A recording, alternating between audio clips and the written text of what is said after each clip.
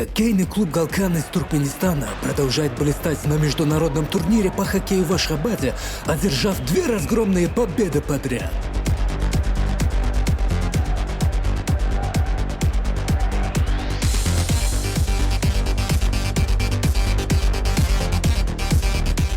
Вчера «Галкан» сокрушил Бахрейн Айс Хоккей Клаб со счетом 8-1, продемонстрировав полное доминирование на льду.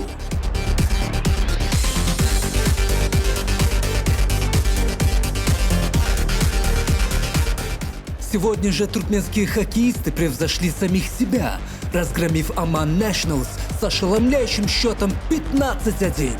Лидерство «Галкана» в турнирной таблице стало неоспоримым.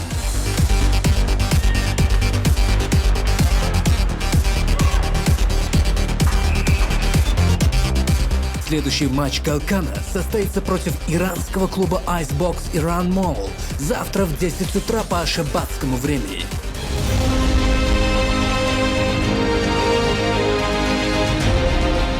Несомненно, туркменские хоккеисты приложат все усилия, чтобы одержать очередную победу и сделать еще один шаг к чемпионскому титулу.